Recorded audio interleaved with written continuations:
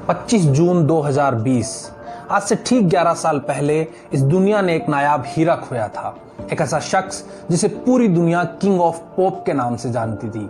एक ऐसा कलाकार जिसने अपने डांस स्टेप से ग्रेविटी तक को मात दे दी थी। जब इस कलाकार की मौत की खबर आई तो करोड़ों लोगों ने चंद मिनटों में इस खबर को गूगल विकिपीडिया जैसी साइट पर सर्च किया, जिससे ये साइटें हैवी ट्रैफिक होने की वजह से क्रैश हो गई। जी हाँ, मैं बात कर रहा हूं माइकल जैक्सन की। नमस्कार, मैं अभिषेक और आप देख रहे हैं पंचनामा।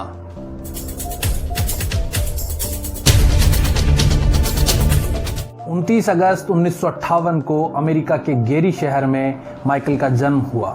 माइकल के पिता जोसेफ एक म्यूजिशियन थे और अपने बच्चों को भी म्यूजिशियन बनाना चाहते थे, लेकिन अपने बच्चों को लेकर जोसेफ का रवैया कुछ खास नहीं था। ऐसा कहा जाता है कि जोसेफ माइकल को गाना और डांस सिखाते वक्त बहुत बुरी तरीके से बेल्ट से मारा करते थे। खुद माइकल ने एक इंटरव्यू में यह बात कही कि उनके पिता उनको तब तक मारते रहते जब तक कि रो रो कर उनको उल्टी ना हो जाए। इतना कुछ हो जाने के बाद भी माइकल अपनी रिहर्सल में लगे रहते। माइकल के चारों बड़े भाई जैक्सन ब्रदर्स के नाम से एक बैंड चलाया करते थे। माइकल जब 6 साल के हुए तब वो भी इस बैंड में शामिल हो गए और इस बैंड का नाम बदलकर जैक्सन 5 कर दिया गया। उसके बाद माइकल अपने भाइयों के साथ बार क्लब में परफॉर्म करने लगे और लोगों को छोटे माइकल का डांस और गाना खूब पसंद आया। माइकल जब 10 साल के हो गए तो जैक्सन 5 ने अमेरिका की म्यूजिक कंपनी मोटाउन रिकॉर्ड के साथ ABC एल्बम रिलीज किया, जिसका आई वांट यू बैक गाना बहुत बड़ा हिट हुआ और एक हफ्ते में ही बिलबोर्ड टॉप 100 में पहली पोजीशन पर आ गया।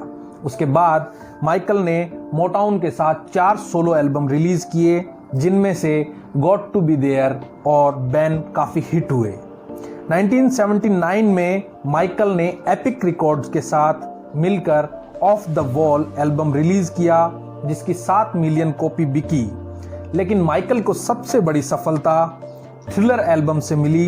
यह एल्बम उस समय तक के सारे रिकॉर्ड तोड़कर बेस्ट सेलिंग एल्बम बन गया। इस एल्बम की लगभग 60 मिलियन कॉपी बेची गई, जिसके लिए इस एल्बम को अमेरिका में डायमंड एल्बम का दर्जा दिया गया। इसी एल्बम के लिए माइकल को 7 ग्रैमी और 8 अमेरिकन म्यूजिक अवार्ड से नवाजा गया। इसके अलावा माइकल ने एस्केप, हिस्टोरी, डेंजरस जैसे कई अवार्ड विनिंग एल्बम दिए। 2001 में आया इनविंसिबल एल्बम माइकल का आखिरी एल्बम था। तब तक माइकल ने यह बता दिया था कि म्यूजिक और डांस की दुनिया के वो बेताज बादशाह हैं। इसके बाद मार्च 2009 में माइकल फिर पब्लिक के सामने आए और उन्होंने लंदन के O2 एरिना में कॉन्सर्ट करने की घोषणा की, लेकिन दुर्भाग्य से 25 जून 2009 को माइकल जैक्सन की मृत्यु हो गई और यह कॉन्सर्ट नहीं हो पाया। माइकल जैक्सन को किंग ऑफ पॉप कहा जाता है। अपने डांस स्टेप से उन्होंने पूरी दुनिया को अपना दीवाना बना लिया। उनकी मून वॉक और एंटी ग्रेविटी स्टेप को पूरी दुनिया में खूब सुर्खियां मिली। ऐसा कहा जाता है कि मून वॉक सबसे पहले माइकल ने इजाद की, लेकिन यह सही नहीं है। पहले इस स्टेप को बैक स्लाइड कहा जाता था। जब माइकल ने इस स्टेप को देखा तो वो काफ़ी प्रभावित हुए और इसको सीखने के लिए उन्होंने हॉलीवुड के मशहूर कोरियोग्राफर जेफरी डैनियल को हायर किया। इसके बाद पहली बार लाइव कॉन्सर्ट में 1983 में बिली जीन गाने पर मूनवॉक करके दर्शकों का दिल जीत लिया। एंटी ग्रेविटी स्टेप, जिसमें माइकल 45 डिग्री पर आगे की तरफ झुक जाते थे, इस स्टेप के लिए माइकल ने खास एंटी ग्रेविटी शूज बनवाए, जिसके कॉपीराइट्स भी माइकल ने खरीद लिए ताकि दूसरा कोई इसकी नकल ना कर सके।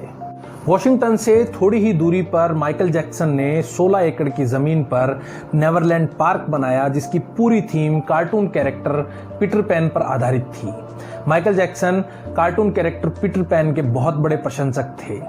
एक इंटरव्यू में मार्टिन बशर को उन्होंने कहा कि बाहर से चाहे वो जैसा दिखते हो, लेकिन दिल से वो पीटर पैन है। पीटर पैन कार्टून की दुनिया का एक ऐसा कैरेक्टर था जिसकी उम्र में कभी कोई बदलाव नहीं हुआ और वो हमेशा 12-13 साल का बच्चा ही रहा।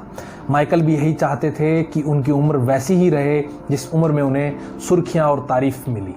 इसके लिए माइकल रोज 4 घंटे ऑक्सीजन चैम्बर में सोया करते थे और अपने बॉडी के चेकअप के लिए उन्होंने एक विशेष डॉक्टरों की टीम बना रखी थी।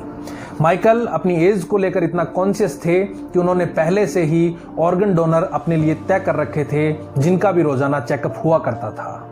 माइकल की जिंदगी काफी कंट्रोवर्शियल थी, जैसा कि हर एक बड़े स्टार की होती है। माइकल पर यह आरोप लगते रहे कि वो अपने काले रंग को लेकर शर्मिंदा हैं और बार बार सर्जरी करवाकर उन्होंने अपनी त्वचा का रंग गोरा किया है। यह आरोप पूरी तरीके से सही नहीं है, क्योंकि माइकल ने पहली बार सर्जरी तब करवाई जब एक गाने की शूटिंग के दौरान गिरने से उनके नाक की हड्डी टूट गई और सांस लेने में उन्हें तकलीफ हो रही थी। दूसरी बार पेप्सिको के एक एड के दौरान उनका सिर जल गया और वो निशान मिटाने के लिए उन्होंने सर्जरी करवाई। जहां तक बात उनकी त्वचा का रंग गोरा होने को लेकर है, तो माइकल बचपन से ही विटलिगो नामक बीमारी से परेशान थे, जिसकी वजह से उनकी बॉडी पर सफेद निशान हो जाया करते थे। माइकल ने ब्लीचिंग का सहारा लेकर अपनी बॉडी का रंग एक जैसा कर लिया। 1994 में 14 साल के बच्चे ने उन पर यौन शोषण का आरोप लगाया, जिससे माइकल बहुत ज्यादा परेशान हुए। हालांकि कोर्ट ने उनको बरी कर दिया था, लेकिन माइकल के प्रशंसकों में उनकी छवि को काफी नुकसान पहुंचा था।